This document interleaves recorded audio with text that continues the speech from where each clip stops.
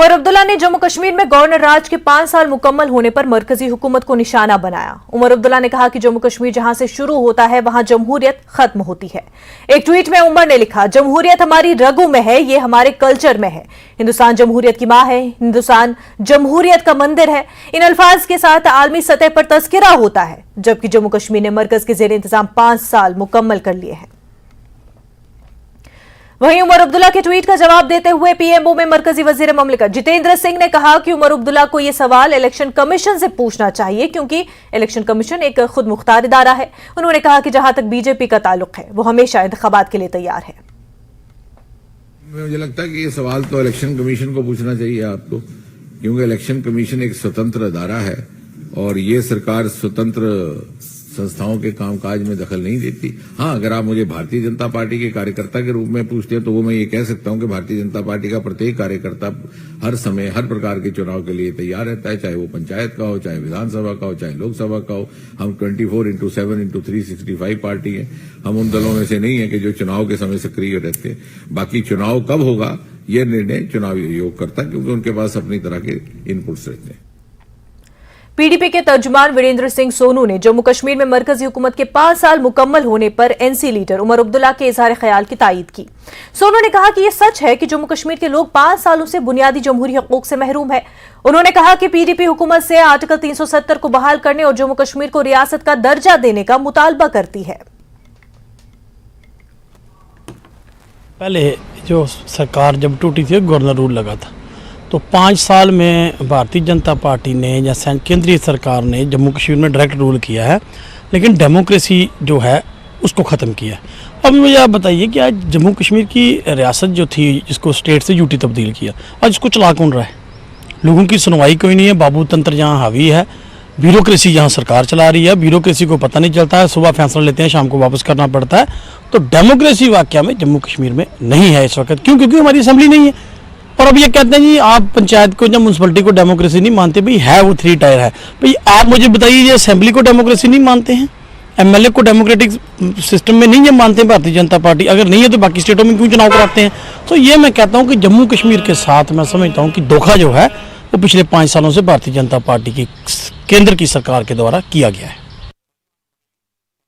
National conference ने जम्मू कश्मीर में अवामी हुकूमत की बहाली का मुतालबा किया। पार्टी के तर्जुमान इमरान नबी डार का कहना है कि जम्मू कश्मीर 90 की दहाई के बाद सबसे तवील गवर्नर राज के तहत है। उनका दावा है कि मरकजी हुकूमत यूटी में अमन के बारे में उलझन का शिकार है और जम्मू कश्मीर में असेंबली इंतखाबात पर इलेक्शन कमीशन की खामोशी पर सवालिया निशान है। जब भी बाहर जाती है आउटसाइड कंट्री, हमारे लीडर हजरात हमेशा बोलते रहते हैं कि Hindustan is the mother of democracy, but unfortunately वो डेमोक्रेसी रुक जाती है लखनपुर के पास। जे.एंड.के पिछले 5 सालों से विदाउट ए डेमोक्रेटिकली इलेक्टेड गवर्नमेंट है। हमको ये बात समझ नहीं आ रही कि हमने क्या खता की है। आज 2nd लॉन्गेस्ट प्रेसिडेंट्स रूल है जम्मू कश्मीर में। इससे पहले 90s में हुआ था, जो रहा था कोई ज़्यादा डिफरेंस नहीं है, 5 साल और 9 महीने रहा था वो। अब मुझे लगता है अगर ये और कंटिन्यू करेगा हम उस रिकॉर्ड को भी बीट कर देंगे। उस टाइम पे तो खैर हम मानते थे कि हालात बहुत ही सेंसिटिव थे, मिलिटेंसी पीक पे थी, हालात मतलब अनकंट्रोलेबल सिचुएशन थी। आज मुझे समझ नहीं आ रहा है, गवर्नमेंट ऑफ इंडिया खुद बार बार कह रही है कि आज हालात बेहतर हो गए हैं, स्टोन पेल्टिंग नहीं होती है, लोग नहीं मर रहे हैं, हड़तालें नहीं होती है जो पहले होता था। तो क्या वजूहात है, क्या रीजन है कि यहां पर असेंबली इलेक्शन नहीं हो रहा है? सईद बशारत बुखारी ने कहा कि उनके पास सजाद लोन के खिलाफ कुछ नहीं है। पार्टी छोड़ने की वजह जाती नहीं सियासी थी। उन्होंने कहा अभी तक उन्होंने किसी सियासी पार्टी में शमूलियत पर फैसला नहीं किया है, हालांकि उन्हें बहुत पेशकश मिल रही है। बुखारी ने मजीद कहा कि वो वादी में बीजेपी की इंतकामी सियासत के बारे में आवाज उठाते रहे हैं और वो इसमें शामिल होने वाले नहीं है। बुखारी ने कहा कि कोई पार्टी अवाम से बड़ी नहीं है और वो जल्द ही क्रीरी में लोगों से मिलने जा रहे हैं। अगर लोग कहें कि वो एक पार्टी से दूसरी पार्टी में शिफ्ट हो रहे हैं तो उन्हें यकीन है कि यहां के हक में हो रहा है। बुखारी ने सजा लोन के लिए नेक ख्वाहिशात का इजहार किया। नाजरीन, Jammu and Kashmir peoples Conference जो पॉलिटिकल पार्टी है, पिछले 2 दिनों से काफी ज्यादा खलबली छाई हुई है और उसकी वजह जो है पार्टी के एक सीनियर लीडर बशारत बुखारी साहब का स्टेटमेंट। आपने देखा होगा उनके एक स्टेटमेंट के बाद तुरंत 12 घंटे के अंदर ही जम्मू एंड कश्मीर पीपल्स कॉन्फ्रेंस के ऑफिशियल ट्विटर हैंडल से एक ट्वीट आता है जिसपे लिखा जाता है कि सईद बशारत बुखारी जो क्रीरी पट्टन से उनके लीडर है, रिप्रेजेंटेटिव है, उनको पार्टी से बेदखल किया जाता है और उसकी वजह ये दी जाती है कि सईद बशारत बुखारी पार्टी के एंटी एक्टिविटीज में मुलविस थे। कई सारे सवाल हैं, उन सवालों का जवाब आज खुद सईद बशारत बुखारी देंगे जो हमारे साथ जुड़े हुए हैं। हमसे जुड़ने के लिए शुक्रिया। सर, सबसे पहले ये बताएं, what transpired between you and Sajad Lone? ऐसा क्या हुआ? लोग जानना चाहते हैं, यहाँ की पॉलिटिकल पार्टीज जानना चाहती हैं। ये आयरनी हो जाती है। फिर पहले आपका शुक्रिया, आप तशरीफ लाए। आयरनी हो जाती है बिकॉज ऐसा जब आप बाहर आते हैं किसी चीज से, फिर प्रोप्राइटरी डिमांड करती है कि आप ज्यादा ना बोले, मुनासिब नहीं लगता है।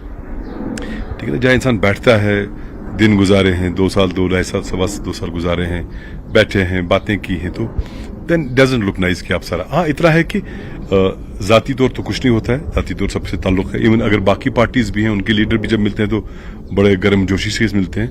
हाँ, सियासी तौर इख्तलाफात हो सकते हैं और होना लाजिम भी है, जायज भी है, वही ग्रोथ है। और डिस्कोर्स में जब आप डिस्कोर्स करते हैं, बातें करते हैं, डिस्कशंस करते हैं, उसमें अगर आपको लगता है कहीं कि इख्तलाफ है, तो मेरे हिसाब से वो बहुत सेहतमंद चीज है। क्योंकि अदरवाइज अगर इख्तलाफ ना हो, बातचीत ना हो, तो फिर आप डेड हैं, you are a dead person then. तो मैं इसको अच्छी नजर से ही देखता हूं। बशारत साहब, ये कहें, हमें अभी कई सारे लोग ऐसे बात कर रहे हैं, अब यहाँ पे 2024 के इलेक्शंस भी आने वाले हैं, कहीं ना कहीं कोई और पॉलिटिकल पार्टी तो नहीं है जो आपको अप्रोच कर रही है या आप किसी को अप्रोच कर रहे हो? अगर मैं आपको कहूंगा कि कोई अप्रोच नहीं कर रहा तो गलत होगा, लेकिन कहना मुनासिब नहीं है। बिकॉज जब आप मैदान में हैं तो अप्रोच भी, वो भी, ये चीजें चलती रहती हैं। अल्टीमेटली मैं एक ही चीज जिसमें सब मैं देखता हूं कि इंसान सीख जाता है, इंसान का तजुर्बा बढ़ जाता है, नॉलेज बढ़ जाता है, और वो जो नॉलेज होता है अगर वो फिर सही ये इस्तेमाल हो बहबूदी के लिए, या जिस प्लेटफॉर्म पे हम हैं, सियासी प्लेटफॉर्म पे जहां पे लोगों की बहबूदी बहुत इंपॉर्टेंट है, तो अगर उस पे इस्तेमाल हो जाती है, काम आती है, तो बड़ा अच्छा है। लेकिन कहीं ना कहीं मतलब ऐसा जो आपकी कॉन्स्टिट्यूएंसी है क्रीरी में, वहां के लोगों का कुछ रिएक्शन, वो नहीं जानना चाहते कि जो हमारे रिप्रेजेंटेटिव है, ऐसा क्या ही हुआ, क्या वो वहां पे नहीं है? नहीं, एक चीज है कि वहां पे जितने भी हमारे ताल्लुक है, इवन नॉट इवन पार्टी के जो साथी हैं, इवन बाकी लोग जो हैं, जो वोट डालते हैं या जो आपके साथ चलते हैं, वो मेरे मिजाज को अच्छी तरह समझते हैं। तो मुझे उन पे एतबार है, उनको मुझ पे एतबार है। तो इंशाल्लाह जब हम मिलेंगे, अभी मिले नहीं, अभी दूसरा ही दिन है, तो मिलेंगे, हम बात करेंगे, उनसे भी मैं पूछूंगा, उनसे भी जानूंगा, खुद भी बता दूंगा, तो फिर आपको बता देंगे। सजाद लोन जो है, प्राइम मिनिस्टर नरेंद्र मोदी ने अपना छोटा भाई भी कहा था, अब उनमें क्या ट्रांसपायर हुआ है वो वही जानते हैं। लेकिन कहीं ना कहीं आप भी खुल के ऑफिशियल प्लेटफॉर्म्स जो होते थे आपके, या आप कह लीजिए पब्लिक जो आपकी गैदरिंग्स होती थी, खुल के आप बेखौफ बीजेपी को क्रिटिसाइज करते थे, तो कहीं ये बैकफायर तो नहीं हुआ? मुझे नहीं पता, लेकिन एक चीज मैं मान के चलता हूं कि यही बात है ना, लोगों को यही असासा होता है ना कि लोगों की बात करना। अब बीजेपी के खिलाफ नहीं बोलूंगा तो किसके खिलाफ बोलूंगा, मुझे बताइए ना। सरकार वो चलाते हैं, प्राइम मिनिस्टर उनका, होम मिनिस्टर उनका, डिफेंस मिनिस्टर उनका। जम्मू और कश्मीर में आज की तारीख में डायरेक्ट रूल होम मिनिस्ट्री से है।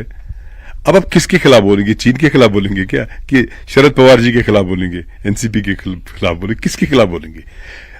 बीजेपी ने तो सारा कुछ कर लिया ना। जैसे हमारी सरकार जब गई, उसको असेंबली गई, उसके बाद पार्लियामेंट का इलेक्शन हो जाता है, लेकिन असेंबली का नहीं होता है, फिर 5 अगस्त हो जाता है। और ये चीज जो हमारे पास थी, ये इलाक के बाद आई थी, यानी 2 पार्टीज के दरमियान एक ज्वाइंट एग्रीमेंट हुआ था, जम्मू और Kashmir and union of India. आप यूनिलैटरली उसको खत्म कर देते हैं। अब अगर आप ये चाहेंगे, सरोज जी अगर ये चाहेंगे कि बशारत बुखारी खुश होना चाहिए, तो गलत है, मैं तो खुश नहीं हूं, मैं तो बोलूंगा। या इसी तरह से फिर बात की बातें, जो प्रॉब्लम्स है, जो बाकी मामलात हैं, जितने भी रोज की मर्रा के मामलात होते हैं, जिन पर सब आपको मालूम है, मैं तो हमेशा बोलता हूं पिछले 2.5 साल से, जब से हम छूट गए 2020 से, तब से तो लगातार बोलता है, हमें हर इशू पे बात की है, हर चैनल के साथ बात की है। तो इसलिए ये बात तो करनी है ना, तो बीजेपी तो आएगा, और कौन आएगा? उन्हीं के खिलाफ तो बोलना है। अगर ये गलत है या अगर गुनाह है, ये मैं कर रहा हूं और मुझे फख्र है इस गुनाह पे। तो हम कहीं ना कहीं ये कह सकते हैं कि अगर बीजेपी को तो आप ज्वाइन नहीं करेंगे? मैंने अभी कुछ भी, मैं सवाल ही नहीं, ज्वाइन करेगा तो सवाल ही नहीं। लेकिन भाई जिन लोगों ने लूट लिया आपको, क्या करेंगे आप? लेकिन मैंने अभी तक कोई ऐसा फैसला नहीं लिया कि मैं क्या कहाँ जाऊंगा, पर मैं अपने लोगों के साथ, साथियों से बात करूंगा, देखते हैं क्या होता है। क्योंकि अब इतना तजुर्बा किया, अब इस तजुर्बे को मैं आपको बता दूं, अब 3 पार्टीज में रह के बड़ा तजुर्बा हुआ ऑनेस्टली। जो बशारत बुखारी आपके सामने है, अगर ये नहीं होता तो शायद ये बशारत बुखारी आपके सामने नहीं होता है, कम तजुर्बा होता है, लेकिन आज ज्यादा तजुर्बा है।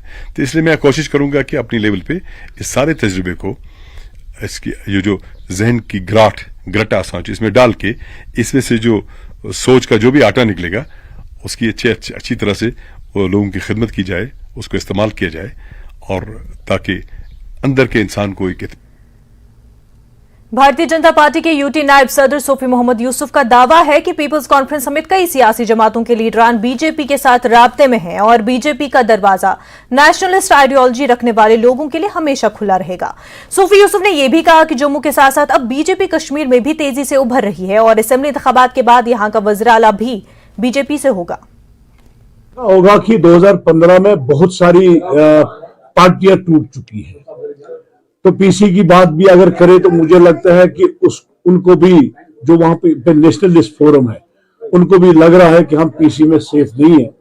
मोदी जी ने जो दिखाया है, मोदी जी ने जो सबका साथ, सबका विकास और सबका विश्वास वो जीता है, मुझे लगता है कि वो मोदी जी का साथ देने वाले, और हम यकीनन कहेंगे आपको कि आने वाले जब भी यहाँ चुनाव होंगे असेंबली के, भारतीय जनता पार्टी की सरकार होगी और भारतीय जनता पार्टी का सीएम होगा। वाले लोग हैं, हमारे साथ आए, हमारे साथ जुड़े, हम उनको अपने परिवार का हिस्सा।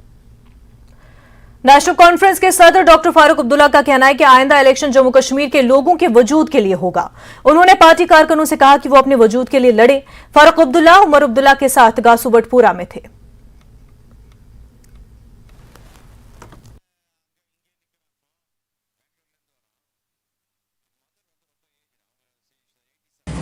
याद आज गया रिकिन याद बराबर सर आज सवाल दचुन खोवर युकुन हुकुन, आज सवाल इस बचवा तो तशकुस बचा किनके बचा बराबर सर। ब्रेक के बाद आपका खैर मकदम है। रिलीफ ऑर्गेनाइजेशन माइग्रेंट्स के लिए हर मुमकिन इक़दाम उठा रही है ताकि वो बिना किसी परेशानी के अपने हक़ राय दही का इस्तेमाल कर सके। आपको बता दें कि जम्मू कश्मीर में अर्बन लोकल बॉडीज और पंचायती इंतखाबात की मश्क चल रही है और 2024 के लोकसभा इंतखाबात के पेश नजर माइग्रेंट्स को सहूलत फराहम की जा रही है। इस सिलसिले में जम्मू डिवीजन में मुख्तलिफ मकामात पर खसूसी कैंप कायम किए गए और माइग्रेंट वोटरों को EPIC कार्ड फराहम किए जा रहे हैं। देखिए रिपोर्ट।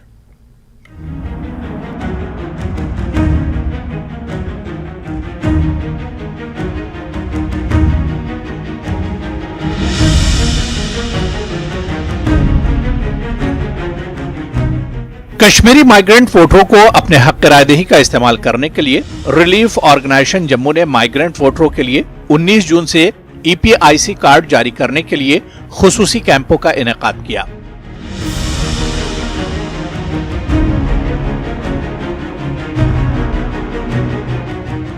इस मुहिम के पहले मरहले में इस तरह के खुसूसी कैंप 30 जून तक लगाए जाएंगे। रिलीफ कमिश्नर जम्मू के सिधा के मुताबिक तंजीम का मकसद 47 असेंबली हलकों के 1,38,000 से ज्यादा अहल वोटरों को EPIC कार्ड फराहम करना है। वोटरों की बड़ी तादाद अपने कार्ड हासिल करने के लिए आ रही है।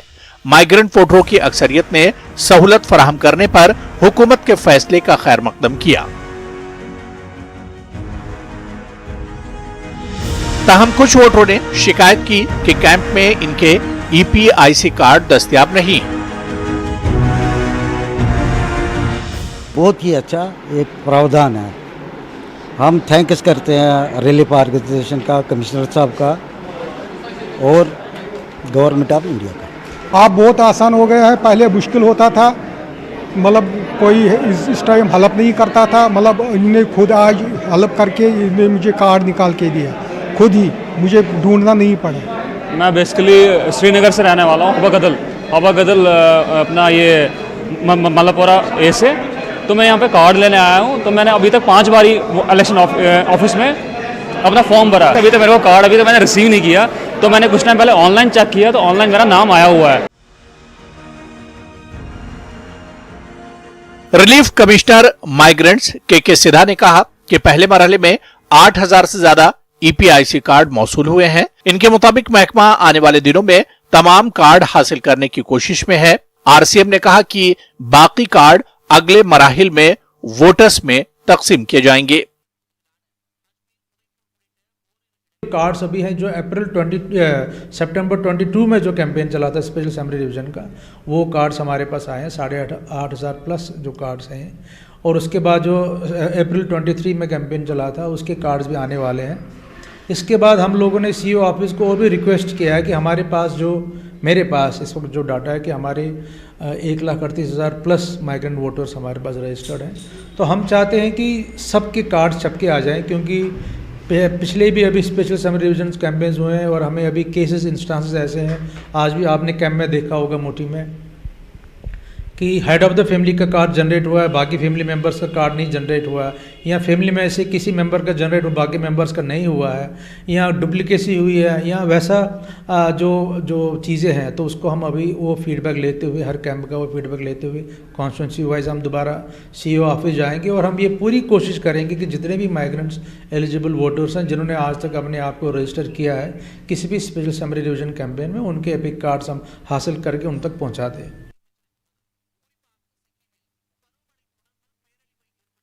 के सिधा ने कहा कि इस वक्त जम्मू कश्मीर से बाहर मुख्तलिफ मकामात पर लगाए जाने वाले माइग्रेंट वोटरों के ईपीआईसी कार्ड भी मुतालिका महकमे से हासिल किए जाएंगे और वहां मजीद कैंप लगाकर इनकी जगहों पर तकसीम किए जाएंगे।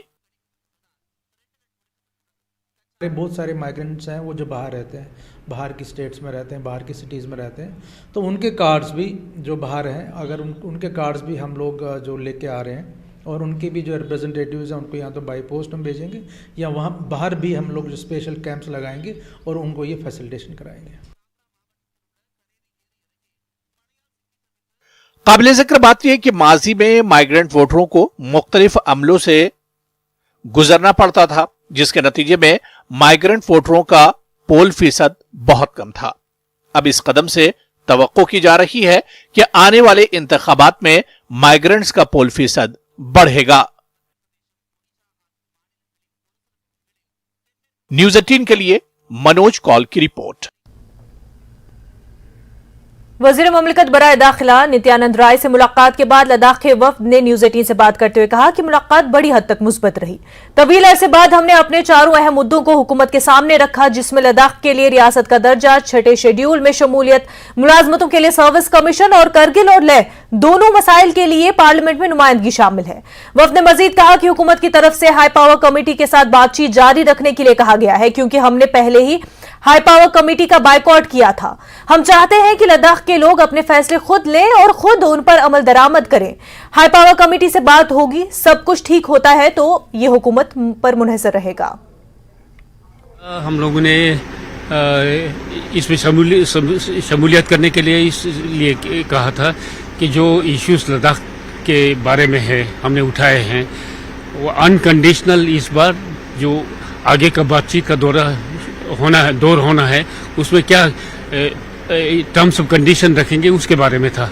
तो हमने जो है सरकार के सामने जो एपेक्स बॉडी और केडीए की तरफ से 4 मुद्दे जो जिस पर हम इसको इशू को उठा रहे हैं, उसमें स्टेटहुड का मसला हो, 6 शेड्यूल इम्प्लीमेंट करने की बात हो और 2 पार्लियामेंट्री कॉन्स्टिट्यूशन की बात हो और सर्विसेज से रिलेटेड रिक्रूटमेंट का, तो वो हमने उनके सामने रखा है।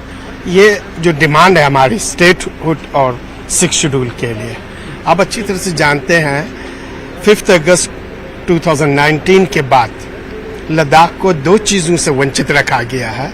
एक है लद्दाखियों के रिप्रेजेंटेशंस को लेकर, दूसरा लद्दाखियों को अपनी सारी चीज़ों के लैंड से लेकर जॉब से लेकर बाकी सारी कल्चर लैंग्वेज इन सारे को प्रोटेक्शंस के लिए।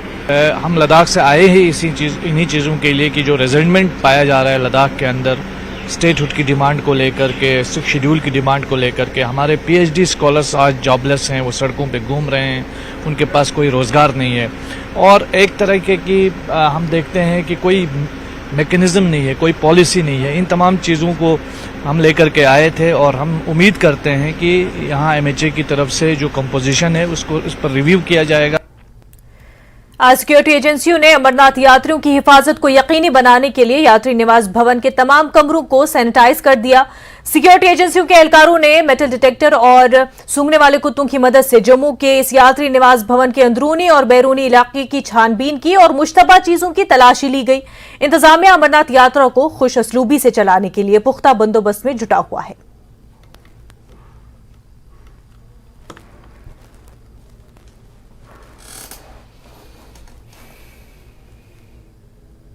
अभी मैं यात्री निवास भवन के उसी हॉल में हूं जहां श्रद्धालु जो है वो रुकेंगे यहाँ पे, और आप देख सकते हैं उससे पहले आज यहाँ पे सिक्योरिटी फोर्सेस हैं, तमाम इस बात को सुनिश्चित बनाने में लगे हुए हैं कि यहाँ पे किसी तरह का विस्फोटक ना छुपाया गया हो। और इसके साथ डॉग स्क्वाड भी इनके साथ मौजूद है। चप्पे चप्पे को जो है खंगाला जाएगा, चप्पे चप्पे को जो है सैनिटाइज किया जाएगा और इस बात को यकीनी बनाना है कि जब श्रद्धालु आए उनकी सिक्योरिटी को जो है वो सुनिश्चित बनाया जाए। आप देख सकते हैं डॉग स्क्वाड भी जो है लगा हुआ है, स्नाइपर डॉग है और इस बात को यकीनी बना रहा है कि जब श्रद्धालु आए तो किसी तरह का यहाँ पे विस्फोटक ना रखा हुआ हो। और इस बात के लिए आज यहाँ पे जो है डिप्लॉयमेंट बढ़ा दी गई है और तमाम जो रूम्स हैं, तमाम वो जगहें जहाँ पे श्रद्धालु रुकेंगे और यात्री निवास भवन के आसपास का इलाका, तमाम जगह पे जो डिप्लॉयमेंट है सिक्योरिटी फोर्सेज की वो बढ़ा दी गई है। डॉग स्क्वाड लगा दिए गए हैं और जो जितने भी गैजेट्स जो चेक करने के लिए होते हैं, किसी भी तरह का विस्फोटक ना छुपा हो, वो जो है यूज में लाया गया है।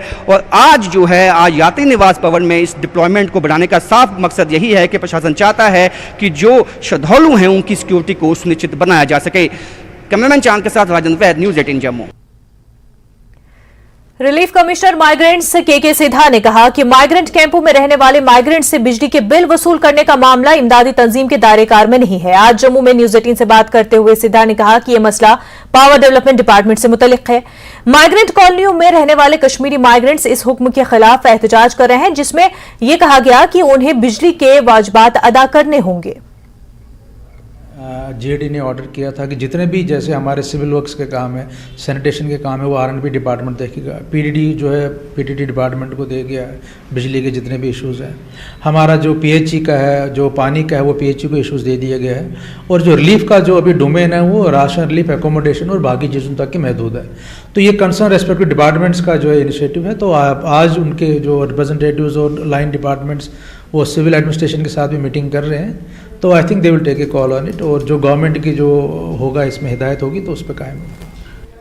ब्रेक के बाद आपका खैर मकदम है। एलर्जी आगाही हफ्ते के पेश नजर महकमे immunology and molecular medicine KIMS Srinagar ने 2 रोजा प्रोग्राम का इनकाद किया और इस प्रोग्राम के दौरान मुल्क और बैरून ममालिक के माहिरीन ने एलर्जी के मौजू पर तफसीली गुफ्तगू करेंगे।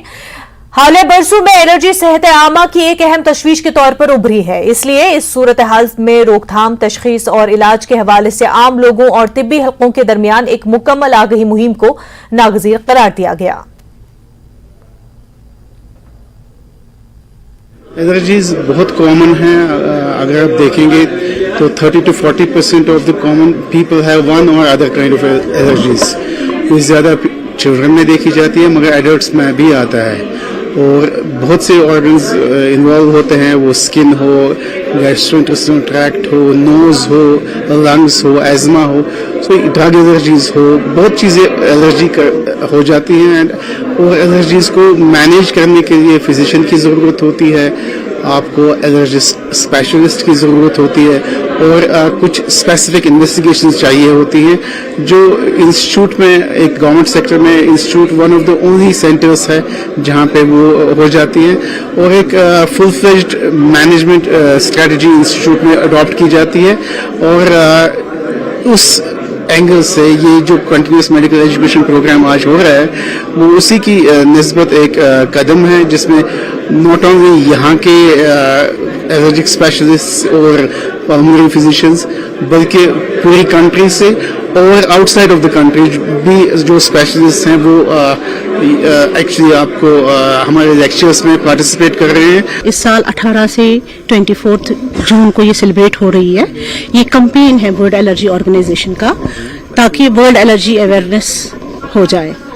तो इस ऑन दिस बिहाफ हम क्या करते हैं, हम बहुत सारे प्रिंट और इलेक्ट्रॉनिक मीडियाज में भी अवेयरनेस करते हैं, स्कूल्स में जाते हैं, बहुत सारे जगहों पे भी जाते हैं, वहाँ हम जितनी हो सकते हैं पॉसिबल लोगों को अवेयरनेस करते हैं। तो इस सिलसिले में उसी सिलसिले वर्ल्ड एलर्जी वीक में हमने ये 2 दिन की एलर्जी कॉन्फ्रेंस यहाँ ऑर्गेनाइज की है, जिसमें हम जो ड्राइंग्स ऑफ एलर्जिस्ट है all over the world, in India also and in Kashmir also, उनको हमने यहाँ गैदर किया है so that they will discuss what are the latest trends, what are the latest achievement treatments in the allergy. Jammu municipal corporation शहर में एक नए township बनाने की मंसूबाबंदी कर रहा है। जम्मू के मेयर राजेंद्र शर्मा ने कहा कि शहर जम्मू गुज़िश्ता बरसों में तेजी से फैलता जा रहा है और इसलिए उन्होंने जम्मू के लिए एक नई टाउनशिप की मंजूरी देने का शहरी अमूर के मरकजी वजीर हरदीप सिंह पुरी से मुतालबा किया है, जिस पर मरकजी वजीर ने उन्हें यकीन दिलाया कि इस सिलसिले में तेजी से इक़दामात होंगे। जम्मू शहर जिस तरीके से बढ़ रहा है उस तरीके से हमें और व्यवस्थाएं बनाने की जरूरत है। इसलिए 2 डिमांडें मैंने उनके आगे रखी हैं। पहली कि Jammu wants new township. New township का मतलब है एक नया शहर। मैंने उनसे निवेदन किया है कि मंत्रीवर हमें बजालता साइड पर एक न्यू टाउनशिप दिया जाए। और दूसरा, अब सबको जानकारी है कि हमें पार्किंग की बहुत ज़्यादा समस्या है। मैंने उनसे निवेदन किया है कि हमारे जितने भी शमशान घाट हैं वहाँ multi tier parking with electric crematorium ये हमें दिया जाए। लद्दाख के lieutenant governor brigadier BD Mishra ने जे.एंड.के बैंक के मोबाइल बैंकिंग यूनिट को झंडी दिखाकर रवाना किया। Deputy chairman Tsering Angchuk, executive councillors Ghulam Mehdi और ताशी नामग्याल यागजी, लेके deputy commissioner Bala Sahib, J and K bank के MD Baldev Prakash, J and K bank के डायरेक्टर सिवांग दोरजे और जोनल हेड दोरजे आंगचुक इस मौके पर मौजूद थे। एलजी ने जे.एंड.के बैंक की तरफ से फराहम करदा इस तरह की सहूलत पर मसरत का इजहार किया। लद्दाख में राब्ता सड़कों से कट जाने वाले इलाकों में ये यूनिट मुकम्मल बैंक के तौर पर काम कर सकता है।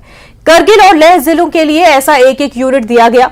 मोबाइल बैंकिंग यूनिट में एटीएम मशीन भी लगी हुई है और यहां नकदी जमा करने का ऑप्शन भी दस्तयाब है। आज मुझे इतनी खुशी है कि मैं एक नई चीज को मैंने लॉन्च किया। जे.एंड.के बैंक का जो मोबाइल बैंकिंग वैन है, हमारे तमाम ऐसे अवाम हैं जो कि दूर दराज के इलाके में रहते हैं और बैंक में नहीं आ सकते हैं, तो ये जो सुविधा उनके घर घर पहुंच गई। हर चीज की बैंकिंग, हर तरीके की बैंकिंग जो हो सकती है उनके घर मिल रही है। हमारा काफी दिन से ये एक इनिशिएटिव सोचा हुआ था, जो यहाँ के एलजी महोदय साहब ने और एलजी महोदय साहब के एडवाइजर साहब ने चाहा था कि काफी एरिया लद्दाख के ऐसे हैं जहाँ पर ब्रांचें नहीं है और वो छोटी छोटी जगह है, तो उनका कैसे सोल्यूशन किया जाए ताकि वहाँ पे बैंकिंग की फैसिलिटी प्रोवाइड की जा सके। तो ये सरकार की गाइडेंस से और हमारे बैंक के साथी जो यहाँ लद्दाख में काम करते हैं उनकी सोच से ये एक नया इनिशिएटिव, नया आयाम एक लद्दाख के अंदर स्टार्ट हुआ है। 2 गाड़ियां दी हैं। जैसे जैसे पब्लिक का रिस्पांस आएगा और इस सुविधा को लोग लाइक करेंगे तो नई सुविधाएं भी प्रोवाइड करेंगे जहां जहां पर जरूरत है। लद्दाख में सयाहों को जीरो बॉर्डर LAC डेमचोक गांव तक जाने की इजाजत देने पर मोदी हुकूमत से इजहार तशक्कुर किया जा रहा है। इस जमन में हिल काउंसिल के एग्जीक्यूटिव काउंसलर ताशी नामग्याल यागजी ने न्यूज 18 के साथ बातचीत की। उन्होंने कहा कि इस तरह की काविशों से LAC पर बसे खाना बदोशों के तर्ज जिंदगी बेहतर होगी और इससे LAC से नकल मकानी का मसला भी हल होने की उम्मीद है। उन्होंने मजीद कहा कि यूटी इंतजामिया के साथ मशावरत से सयाहों को बेहतर सहूलियत फराहम करने के लिए हिल काउंसिल इंफ्रास्ट्रक्चर तामीर करेगी। रिसेंटली गवर्नमेंट ऑफ इंडिया ने जो डेमचोक हमारा LAC बॉर्डर है वहाँ तक टूरिस्ट को जाने के लिए अनुमति दे दिया, तो इससे लोगों को कितना फायदा होगा। हमारे साथ एग्जीक्यूटिव काउंसलर ताशी नामग्याल यागजी है, वो खुद बॉर्डर एरिया से बिलोंग करता है। ताशी साहब, जो डिसीजन लिया गया जो टूरिस्ट को डेमचोक तक जाने के लिए, उसको कितना फायदा होगा इसके बारे में? जी नमस्कार।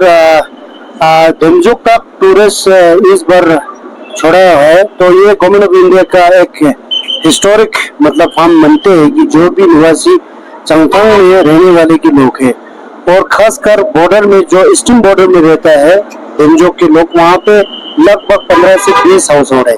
तो उन लोगों के लिए बहुत ही एक मतलब मॉरल सपोर्ट होगा। खासकर जब से हमें जो इंडिपेंडेंट हुआ भारत को, जब आजादी मिला, तब से हमारे लोगों वहाँ पे पूरा कटे हुए बॉर्डर के ईस्टर्न बॉर्डर पे बैठा हुआ है। खासकर ये दिमजोक जैसे ईस्टर्न बॉर्डर और कहीं नहीं है। सर आखिर में बताइए कि जो नेक्स्ट स्टे का प्रोविजन है अभी तो कैसा लगेगा, तो क्या लोगों के साथ रह सकते हैं या टूरिस्ट अपना टेंट वेंट लगा के बेच सकते हैं, आप क्या बताएं? जी जी, अभी दिमजोक तक तो अभी फिलहाल वहाँ तक टूरिस्ट देखने के लिए छोड़ता है। नेक्स्ट स्टे के शायद वहाँ पे अभी अलाउड नहीं है फिलहाल, तो लोग वहाँ से वापस आता है नियरेस्ट विलेज अन्य है या कुल है, वहाँ तक वापस आ सकते हैं और हम टाइम भी लगा के बैठ सकते हैं। जी thank you sir, thank you sir. ये तो एग्जीक्यूटिव काउंसलर टशी नामग्याल जो खुद बॉर्डर एरिया से आते हैं, तो उन्होंने विस्तार से बताया किस तरह से दिमजोक के लोगों को फायदा होगा। कैमरामैन समन्वय जी के साथ मोरूफ टांगी, न्यूज़ 18 के लिए। JKMKA के हाल ही में मुनक्किदा इलेक्शन में जीतने वाले ओहदेदारों की हलबरदारी तकरीब अमर सिंह क्लब में मुनक्किद हुई और इस मौके पर जस्टिस रिटायर्ड बशीर किरमानी मेहमान खसूसी थे। इस मौके पर मुंतखब शोरा का कलाम भी पढ़ा गया। JKMKA के सरपरस्त शहजाद सामून और प्रोग्राम ऑर्गेनाइजर ज़हूर जाहिद भी इस मौके पर मौजूद रहे। ऑर्गेनाइजेशन का मकसद है यहाँ का तहजीब व तमद्दुन, आवर हेरिटेज, इसको ज़िंदा रखने का कम से कम एक छोटी सी कोशिश हम भी कर रहे हैं। तो इंशाअल्लाह ताला ऐसी बहुत सी यहाँ पर तंजीमें हैं, लेकिन हमारी भी एक छोटी सी कोशिश है कि ये हम ही ना भूल जाए या ये हमें ना भूल जाए। तो यही कोशिश है हमारी हमेशा। तो और इससे ज़्यादा तो ना हम इस लायक हैं और ना हम कर पाते हैं, लेकिन जो कर पाते हैं यही है कि हम कुछ लोग मिल बैठकर हमारी जो आवाज़ें हैं पहुंचा सकें, अपने हेरिटेज की, अपने कल्चर की, अपनी ज़बान को ज़िंदा रखने की। कहते हैं जिस कौम की ज़बान मर गई तो वो कौम ख़त्म। तो ज़बान को भी मतलब पहले ज़बान फिर। पीडीपी ने जम्मू में नए शामिल होने वाले लीडर प्रभात शर्मा के इस्तकबाल के लिए एक तकरीब का एहतमाम किया। आरएसपुरा से ताल्लुक रखने वाले प्रभात शर्मा ने हाल ही में जम्मू कश्मीर पीपल्स मूवमेंट के वर्किंग नायब सदर के ओहदे से इस्तीफा दिया और श्रीनगर में पीडीपी में शमूलियत इख्तियार की।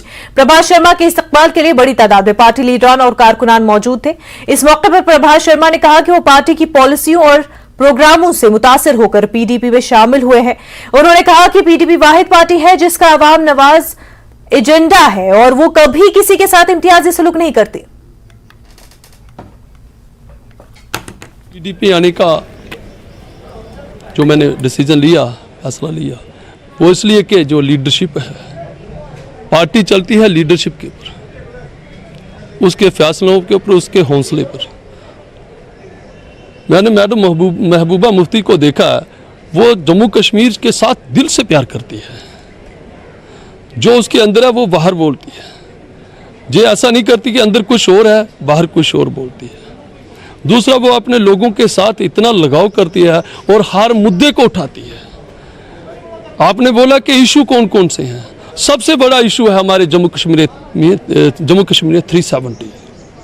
जितना क्राइसिस इस समय चल रहा है ये 370 को लेकर चल रहा है। अगर 370 होगी 370 होती 35 होता तो शायद इतनी परेशानी, इतना मुश्किल, इतना सफ़र हमारे जम्मू कश्मीर के लोग नहीं करते जितना आज कर दिया।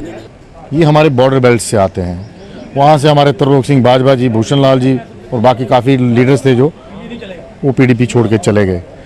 मगर उन्हीं के बीच में से हमारे ये प्रभात शर्मा जी जो ऐसे लीडर हैं जो दिन रात लोगों की सेवा करते हैं, उन्हीं के बीच में से आए हैं। हमें पूरी उम्मीद है कि ये उस बेल्ट को संभालेंगे और आज जितना यहाँ पर पार्टी ऑफिस के अंदर इनका वेलकम हुआ, सैकड़ों लोग इनके साथ यहाँ पर आए। डेमोक्रेटिक प्रोग्रेसिव आजाद पार्टी ने खिते गुर्बत से ऊपर वाले तबके को सब्सिडी पर राशन बंद करने के हुकूमती फैसले को अवाम दुश्मन करार दिया और कहा कि जम्मू कश्मीर के अवाम पर मुसल्लत किया गया ऐसा कोई भी फैसला काबिल कबूल नहीं होगा। पार्टी के वाइस चेयरमैन गुलाम मोहम्मद सरवर और चीफ तर्जुमान सलमान निजामी और दीगर लीडरों ने इस एहतजाज में शिरकत की। इस दौरान एडीसी डोडा को एक यादाश्त भी पेश की गई। मतलब ताकि राशन इंक्रीज किया जाए, 50 किलो तक राशन किया जाए, क्योंकि राशन को डिक्रीज किया गया है। इन्होंने 5 किलो की सिक्के रखी है, हमारे दौर में 11 किलो मिलती है। हम कहते 50 किलो राशन दिया जाए और वो APL, अंत्योदय, अन्नपूर्णा और BPL सबको दिया जाए। हमें आप कीमत से दीजिए, 9 रुपए 15 रुपए जो देते थे JKFES Jammu Kashmir entitlement scheme के तहत, वो राशन हमें चाहिए, वो राशन हमें दीजिए। वो हमारी डिमांड थी। बिजली का किराया कम करने की डिमांड थी, प्रॉपर्टी टैक्स को होल्ड करने की डिमांड थी। जब तक इलेक्शन होंगे, अवामी सरकार आएगी, वो फैसला करेंगे। और उसके अलावा ये जो PMAY का मसला था, और खास करके जो अर्थक्वेक हुआ जिसमें बलेसा, भदरवा, किश्तवाड़, डोडा का जो नुकसान हुआ, सबसे ज्यादा बलेसा का नुकसान हुआ। उसके लिए जो 11 मेंबरी कमेटी आजाद साहब ने बनाई है, वो टूर पे जा रही। काराबार किश्तवाड़ में प्रोटेस्ट होगा, परसों तारा गुंदो में होगा, उसके बारे में भी। और खास करके आज हमने मेमोरेंडम जो DC साहब को दिया, उसको ये 5 चीजों की डिमांड हमने की, इसको पूरा किया जाना चाहिए। जिला इंतजामिया डोडा इस बार इंटरनेशनल योगा डे के हवाले से भद्रवा की वादी में एक बड़ा प्रोग्राम मुनक्किद करने जा रही है। DC विशेष पाल महाजन का कहना है कि उन्हें उम्मीद है इस बार योगा डे पर तकरीबन 5000 लोग प्रोग्राम में शिरकत करेंगे। लोगों से अपील की गई है कि वो योगा डे तकरीब में बढ़ चढ़कर हिस्सा लें। ये डिसाइड किया कि हम जाई के जंगल में योगा करेंगे। हमारी कोशिश है कि सब लोग यहाँ के और टूरिस्ट और डिफरेंट डिपार्टमेंट्स के लोग भी इसमें पार्टिसिपेट करें। Arrangements are in place. Yoga के टीचर जो उसमें योगा कराएंगे उनके साथ हमने फाइनलाइज कर दिया है। वहां पे हमने जो स्टेक होल्डर्स हैं टूरिज्म के, उनको भी कहा है कि लोकल कुजीन को भी प्रमोट करेंगे। इसके साथ कुछ हमने यूथ सर्विसेज एंड स्पोर्ट्स को बताया है। कुछ पुरानी गेमें जो शायद हमने बचपन में खेली है या हमारे बुजुर्गों ने खेली है, वो रखी जाएंगी। बच्चों के लिए फन एंड फ्रॉलिक होगा, जो टूरिस्ट आएगा उनके लिए या लोकल लोगों के लिए भी। उसके अलावा हम एडवेंचर स्पोर्ट्स को 1 या 2 चीजें वहां कर रहे हैं, ताकि मैसेज ये जाए कि खूबसूरत साफ सुथरे वातावरण में योग करने से सेहत अच्छी रहती है। कश्मीर मरकज अदब व सकाफत की तरफ से बॉयज हायर सेकेंडरी स्कूल स्टार शरीफ में मारूफ अदीब गुलाम नबी गौहर की 5वीं बरसी के मौके पर अदबी सेमिनार का इनेकाद किया गया, जिसमें वादी के सरकर्दा अदीबों, शायरों और दानिश्वरों ने हिस्सा लिया। तकरीब की सदारत नामवर अदीब और कलमकार प्रोफेसर शाद रमजान ने की, जबकि ऐवान सदारत में नामवर सरकर्दा माहिर तालीम और कलमकार शहबाज स्कूल के प्रिंसिपल गुलाम मुहीउद्दीन बेग, नामवर अदीब मोहम्मद यूसुफ शाहीन, हसीना गौहर और नामवर माहिर तालीम मोहम्मद अयूब, सदर कश्मीर मरकज अदब डॉक्टर गजनफर अली भी मौजूद थे। तकरीब के दौरान रवा साल का गौहर मेमोरियल अवार्ड नामवर अदीब प्रोफेसर शाद रमजान को दिया गया। प्रोग्राम के दौरान गुलाम नबी गौहर को खराज अकीदत पेश किया गया। प्रोग्राम में कश्मीर मरकज अदब के सेक्रेटरी और मीडिया सेक्रेटरी मुश्ताक मेहरम भी मौजूद रहे। आज कश्मीर मरकज अदब सकाफत शहर शरीफ की तरफ से गुलाम नबी गौहर साहब की याद में, यानी कि गौहर साहब ने खुद लिखा है कि शत हाथ पींद साल विशाल नूद गौहर रूद बस गुलाम नबी, यानी कि गुलाम नबी गौहर 19 जून 2018 को रहमत हुई और आज उनकी ये 5वीं बरसी थी। और आज की जो नशस्त थी, खास मकसद था कि गौहर मेमोरियल अवार्ड, आज का ये अवार्ड वादी के एक मारूफ कलमकार शायर प्रोफेसर शाद रमजान साहब को दिया गया है। हिंदुस्तान के अवार्ड मिलमित स्टेट लेवल के अवार्ड मिलमित, मगर मे खुशी अव सब कि यस शख्स या अजीबस पन गरिक बोज गो रिकगनाइज कर पन लूख कर सह सारे खुद बोड़ अवार्ड। अम सब मे खुशी कि मे मूल यह आज खलत गौहर, बे कर बह तुंद शुक्रिया यम दिन वल यानी जन ये अदबी तंजीम इनायत गुल साहब ये डॉक्टर गजनफर ये बेगम हसीना गौहर बह कर यूं शुक्रिया। ब्रेक के बाद आपका खैर मकदम है। दुनिया के सबसे ऊंचे मोटरेबल पास उमलिंगला तक साइकिलिंग मुहिम मुनक्किद की गई। हॉल ऑफ फेम लेह से कर्नल सोनम वांगचुक ने झंडी दिखाकर रवाना किया। साबिक फौजियों, वीर नारियों, स्कूल के बच्चों और कम्युनिटी मेंबरान की एक बड़ी तादाद इस मौके पर मौजूद थी। साइकिलिस्ट की टीम में फौजी जवान और आम शहरी शामिल है। 4 दिनों के दौरान 400 किलोमीटर का फासला तय किया जाएगा। कौमी यकजहती के जज्बे को उभारने और फिटनेस को फरोग देने के मकसद से यह मुहिम लॉन्च की गई। आज़ादी का अमृत महोत्सव टेवे सेलिब्रेशन है नाता चौजत नो यानी वो ऑर्गेनाइज चौजत करें आता फॉर्मेशन हो फारिन फ्यूरी कोरन आता ये लॉक साल कर कोर वो यानी हमारे साइकिलिंग एक्सपेडिशन में मा चैलेंजिंग कोने अजुक्षिक नेन ते दुखले का उमलुंगला इसको चैनो का वो 19,000 फीट इनके अपने तेने ये IDI पामपुर में 2 रोजा वर्कशॉप बॉनवान वुमेन एंटरप्रेन्योरशिप का इनकाद किया गया, जिसमें वादी के कई इलाकों से आई खवातीन कारोबारियों और तालिबात ने हिस्सा लिया। EDI पामपुर ने स्टार्टअप इंडिया के इश्तराक से प्रोग्राम मुनक्किद कराया, जिसमें खादी एंड विलेज बोर्ड की vice chairperson doctor Hina Bhatt मेहमान खुसूसी के तौर पर मौजूद रही और इस मौके पर मुकर्रिरीन ने खवातीन को बाइख्तियार बनाने पर जोर दिया। उनका कहना था कि आज के इस जदीद दौर में जब खवातीन मर्दों के शाना बशाना काम कर रही हैं और मरकजी हुकूमत ने भी खवातीन के लिए कई नई स्कीमें लॉन्च की है ताकि खवातीन अपना रोजगार खुद कमा सके। नेशनल वर्कशॉप है तो इसमें हम कोशिश करेंगे कि हम कैसे मेंटरिंग, गाइडिंग या जो हम पिचिंग सेशंस हैं उनमें हम देखेंगे, वो क्वेश्चन आंसर सेशन भी होगा और बाकी जो सहायता होगी, बाकी जो गाइडेंस होगी, कहाँ से फाइनेंस होगा, कहाँ से पिचिंग होगी, कहाँ से आइडिया जनरेट होगा, इंक्यूबेशन क्या होता है, तो इस बारे में फुल जानकारी दी जाएगी। तो इंशाल्लाह ये जो हमारा ये सिलसिला है वर्कशॉप उसका ये आइंदा भी। ठंडा पानी Kota tap water supply scheme के डोम को बनाने में कॉन्ट्रैक्ट की बेईमानी उजागर हो चुकी है। इस तामीराती काम में ठेकेदार की तरफ से गैर मयारी काम आया हो चुका है। जल जीवन मिशन के तहत जिला डोडा के खरंगल पंचायत में ये वाटर टैंक बनाया जा रहा है और इसकी वीडियो सोशल मीडिया पर वायरल हो चुकी है। जल जीवन मिशन की जेर निगरानी काम करने वाली एजेंसी ने इस टैंक का मुआयना किया। क्वालिटी मैनेजमेंट की एक टीम भी यहां पहुंची थी और इसकी रिपोर्ट जल शक्ति विभाग और डीसी डोडा विशेषपाल महाजन को दी गई। मैंने भी देखा सोशल मीडिया पे। आई कैन अश्योर यू कि जल जीवन मिशन में अगर कहीं पे भी क्वालिटी का फर्क होगा, the contractor will be made to ensure that quality norms are adhered to. अगर ये स्लैब गलत है तो हनुमान मंदिर मेंढर के इलेक्ट्रिक ट्रांसफार्मर में आग लगने का वाकया पेश आया। बाद में फायर फाइटर्स ने आग बुझाई। ट्रांसफार्मर को नुकसान पहुंचने से मेंढर टाउन के कई घरों की बिजली मुनक़ता हो गई है।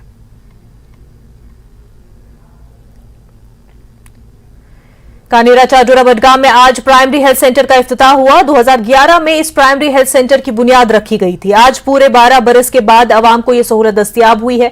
बडगाम के जिला तरक्याती कमिश्नर अक्षय लाबरू ने इस हेल्थ सेंटर का इफ्तिताह किया और इस दौरान सीएमओ बडगाम और इंतजामिया के दीगर अफसरान भी मौजूद रहे।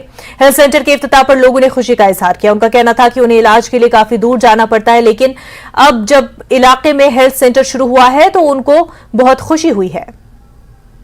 वाक़ा ऊतर के याद कि वंदस मज गई लेडी अकिस डिलीवरी सो पे रोथ कित पे रोजर कड़न पे वत मकलाव 5 तान पे तमिस पे रोथ कित पे वाल पे 5 पे रोथ कित पे डिलीवरी गई सान मदद सो पे आर्मी मदद तम सात पे वात सोर अगर अमे हे पान एजेंस में पान अखज कर यह कौन खुशी हज कथ अगर तिथ सत हल ग शर्त है कि अगर बट हल ग हस्पताल कह दूर तक गई मकान अकिस मज तो मगर तत फैसिलिटी कुछ सरकार की जानिब से अगरचे शोबे तालीम को बेहतर बनाने के लिए तालीमी ढांचे को मजबूत बनाने पर काम किया जा रहा है, लेकिन पुलवामा के धी इलाके का एक सरकारी स्कूल आरजी टीन शेड में चल रहा है।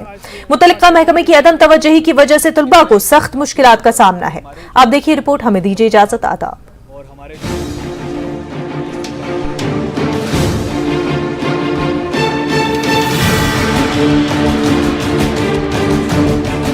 हाल ही में जिला पुलवामा के चीवा कला गांव का नाम काफी मशहूर हुआ था, क्योंकि यहाँ के अब्दुल बासित ने नीट इम्तिहान में यूटी में पहली रैंक हासिल की थी। लेकिन चीवा कला के तालीमी ढांचे को देखकर सरकारी दावों की नफी हो रही है। इलाके में गवर्नमेंट प्राइमरी स्कूल की इमारत की अदम दस्तयाबी की वजह से स्कूल को एक आरजी टीन शेड में चलाया जा रहा है। इससे कबल ये स्कूल एक निजी इमारत में चलाया जा रहा था, लेकिन मालिक मकान ने चंद नामालूम वजूहात की बिना पर इमारत को खाली करवा दिया। मकामी लोगों के मुताबिक इसी स्कूल से कई नामवर शख्सियात ने तालीम हासिल की है, लेकिन स्कूल खस्ताहाली का शिकार है और जेर तालीम तलबा के मुस्तकबिल को भी अंधेरे में ढकेला जा रहा है।